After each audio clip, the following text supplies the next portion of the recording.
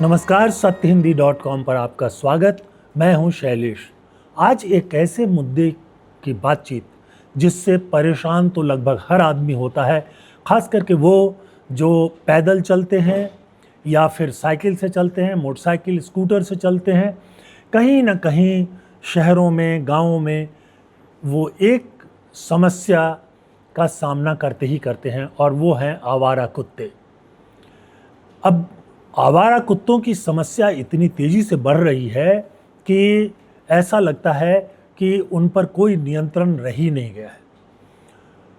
कुत्तों के काटने से एक बीमारी होती है रेबीज, और उससे अनुमान है कि हर साल करीब करीब 20,000 लोगों की मौत होती है। और ये रेबीज जो बीमारी है, इसका कोई इलाज नहीं है। हर साल करीब 50 लाख लोग भारत में कुत्तों का शिकार होते हैं, यानी उन्हें कुत्ते काटते हैं। ये जो अनुमान है, ये WHO जैसी जो संस्थाएं हैं उनका अनुमान है। भारत सरकार के पास तो कोई इस तरह का आंकड़ा होता नहीं है और इसलिए सरकारी आंकड़ा कोई खास उपलब्ध भी नहीं है। इसके बावजूद कि 50 लाख लोगों पर कुत्ते हर साल अटैक करते हैं, उसके अलावा 20,000 के करीब जो है रेबीज से मर जाते हैं। आवारा कुत्तों पर नियंत्रण करना मुश्किल था। और इसका एक बड़ा कारण ये है कि इतने सख्त कानून बने हुए थे आवारा कुत्तों को लेकर के कि कोई भी आदमी, न तो कोई सरकारी संस्था और ना ही कोई व्यक्ति जो है उस पर कार्रवाई कर सकता था। यानी आप अगर कुत्ते पर से बचने की कोशिश करें, उस पर हमला कर दें, तो आपको गिरफ्तार किया जा सकता था। लेकिन अगर कुत्ता आपको काट ले तो उसकी कोई सुनवाई नहीं थी, उस पर कोई FIR नहीं था, उस कुत्ते के खिलाफ कोई कार्रवाई नहीं होगी। अब आप सोचते हो कि क्या कार्रवाई होगी? यानी इस तरह के जो काटने वाले कुत्ते हैं उनको हटाए जा सकते हैं मोहल्लों से। ये सब भी संभव नहीं था। और उसका कारण ये था कि ये जो एक तो जो एनिमल वेलफेयर बोर्ड यानी पशु कल्याण बोर्ड है, उसका एक आदेश था। फिर सुप्रीम कोर्ट का भी एक पुराना आदेश था जिसमें ये कहा गया था कि अगर आवारा कुत्ते जो हैं वो कहीं से पकड़े जाते हैं, यानी नगर निगम उनको पकड़ता है, तो उनको ले जाकर वो एंटी रेबीज़ जो वैक्सीन होता है वो वैक्सीन लगा दें, उनको इलाज वगैरह की ज़रूरत है तो इलाज कर दें और फिर उसी जगह पर लाकर छोड़ दें। अब बताइए कि अगर कोई कुत्ता काटने का आदी हो गया है तो फिर उससे बचा कैसे जाए?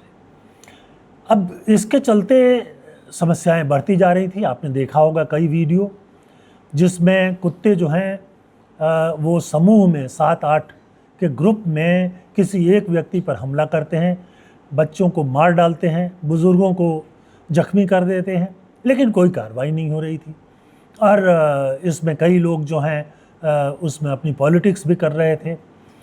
तो अब जाकर के सुप्रीम कोर्ट का एक फ़ैसला आया है जिसमें आवारा कुत्तों पर कार्रवाई की थोड़ी सी छूट दी गई है। मैं इन पर जो है क्या छूट मिली है उस पर पहले बातचीत कर लेता हूँ। एक तो सुप्रीम कोर्ट ने नवंबर 2025 के अपने आदेश और WBI यानी AWBI यानी एनिमल वेलफेयर बोर्ड का जो आदेश है उस पर फिर से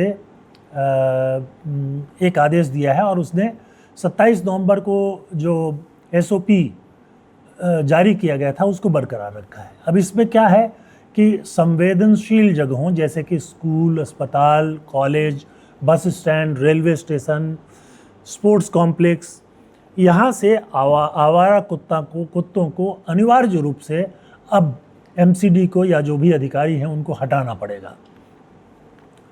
अब उसमें ये भी कहा गया है कुत्तों को पकड़कर सबसे पहले स्टरलाइज किया जाए उनको, और जो ये नियम बना हुआ है उसके हिसाब से डिवॉर्मिंग की जाए और फिर वैक्सीनेशन के बाद जो है उसको शेल्टर होम में भेजा जाए। अब इसमें जो है एनिमल बर्थ कंट्रोल का एक पुराना नियम बना हुआ है, उसमें उसके हिसाब से जो है उनको स्टरलाइज किया जा सकता है। लेकिन अभी तक जो नियम था कि आपको जहाँ से आपने कुत्ते को उठाया है वहीं छोड़ दें, अब उसमें कुछ मामलों में ये कहा गया है कि उसी स्थान पर छोड़ना ज़रूरी नहीं है। उसके बाद एक और समस्या थी कि कई कुत्ते जिनको रेबीज़ की बीमारी है या अत्यधिक रूप से बीमार हैं या बहुत ज़्यादा आक्रामक हो गए हैं, तो उनके साथ में क्या किया जाए। अब ये कहा है सुप्रीम कोर्ट ने कि वेटरनरी डॉक्टर की सलाह से और जो कानून है prevention of cruelty to animals, यानी जानवरों के साथ क्रूएल हिंसक बिहेव करने से रोकने के लिए जो कानून है उसके हिसाब से अगर ऐसा लगता है तो उनको मौत भी दी जा सकती है। अब ये जो है ना एनिमल बर्थ कंट्रोल कानून में इस तरह के बहुत सारे खामियां थी, उसमें ये सफाई आ गई है। उसके बाद ये कहा गया है कि जो गली मोहल्ले में सोसाइटियों के भीतर लोग कहीं भी कुत्तों को खिलाते थे, तब कोर्ट ने कहा है कि फीडिंग जोन यानी उनके कुत्तों के खाने की जगह तय करनी होगी और वहीं पर उनको आप खाना दे सकते हैं। उसी तरह से जो कूड़ा कचरा का मैनेजमेंट भी तय किया जाए, क्योंकि उसके चलते भी ये आवारा कुत्ते बहुत ज़्यादा बढ़ते हैं। राज्य सरकारों को कहा गया है कि जो ABC सेंटर है, एनिमल बर्थ कंट्रोल सेंटर्स हैं, उनको बढ़ाया जाए और कंप्लायंस रिपोर्ट जो है वो कोर्ट को दिया जाए। अब कोर्ट ने जो ये सारा फैसला किया है वो आर्टिकल संविधान की धारा 21 के अंतर्गत, जिसमें जीवन का अधिकार हर व्यक्ति को दी गई है। अब ये कुत्ते काटते थे और उस पर कोई कार्रवाई नहीं होती थी। अब कोर्ट ने जो ये कहा है कि सुरक्षित वातावरण उपलब्ध कराना ये भी बहुत ज़रूरी है। कुत्तों के काटने की घटनाएं कितनी हो रही थी, 2024 में 37 लाख के करीब घटनाएं रिकॉर्ड की गई और 2025 में बढ़कर के 48 लाख के करीब हो गई और उसके बाद ये फिर बढ़ ही रहा है। रोज़ाना औसतन जो है 10,000 केस कुत्तों के काटने के होते हैं। झुंड के रूप में आक्रमण यानी पैक आक्रमण जो है उसके भी आंकड़े वैसे तो उपलब्ध नहीं हैं, लेकिन काफ़ी सारी घातक घटनाएं रिपोर्ट होती रहती हैं। ख़ास तौर पे बच्चों पर और बुज़ुर्गों पर जो ये अटैक करते हैं वो बहुत ख़ास हैं। आपको इस तरह के बहुत सारे वीडियो लुधियाना के, गोवा के, पंजाब के, उत्तर प्रदेश में बच्चों के मौत या बुज़ुर्गों पे हमला या और किसी पे हमला एक झुंड के रूप में, ये सब देखे होंगे आपने।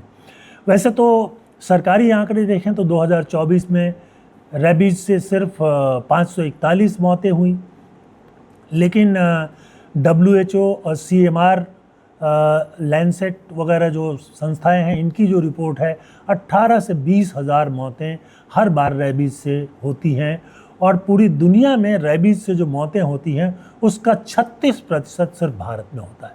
ये WHO की रिपोर्ट है। कुत्तों के काटने के बाद इंजेक्शन जो है अक्सर आप सुनते ही होंगे कि ये लगाना ज़रूरी होता है, पेट में लगाया जाता है 5 इंजेक्शन, आजकल पहले 7 होता था। तो कितने लोग इंजेक्शन करते हैं उसके बारे में कोई पूरी जानकारी नहीं है, लेकिन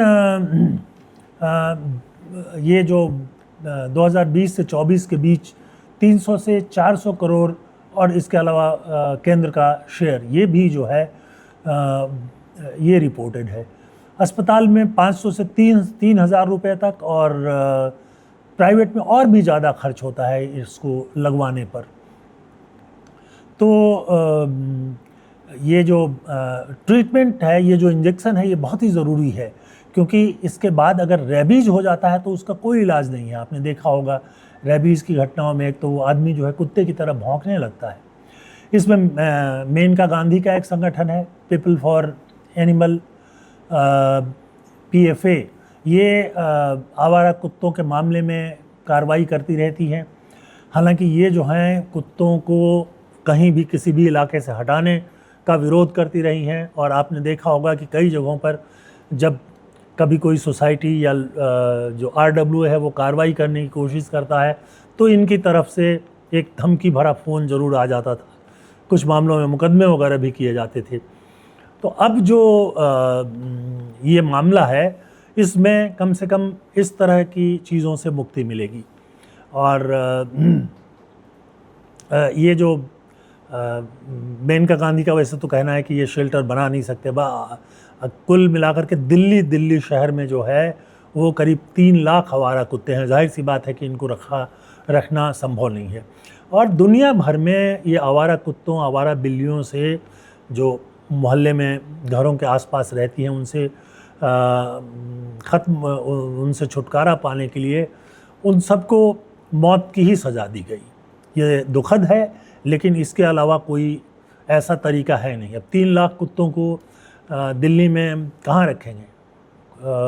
मेनका गांधी का जो संगठन है उसी का अनुमान है कि हर हफ्ते कम से कम 5 करोड़ रुपए जो है वो कुत्तों के खिलाने पर खर्च हो जाएगा। कहाँ से खर्चे आएंगे? दुनिया भर में जहाँ की भी रिपोर्ट आप देखेंगे तो आप पाएंगे कि उनको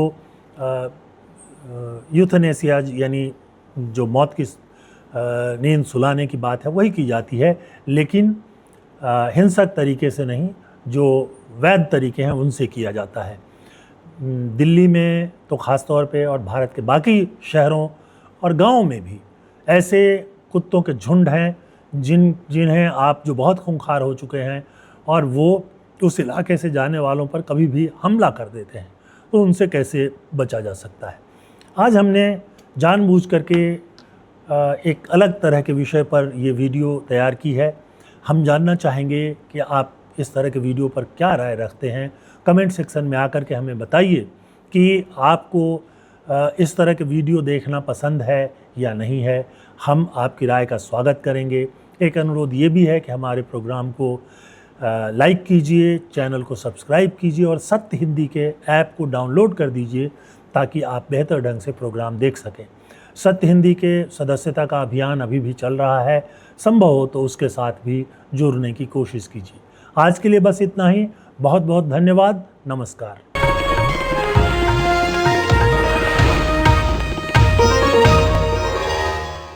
Copyright disclaimer under Section 107 of the Copyright Act 1976. Allowance is made for fair use for purposes such as criticism, comment, news reporting, scholarship, and research. Fair use is a use permitted by copyright statute that might otherwise be infringing.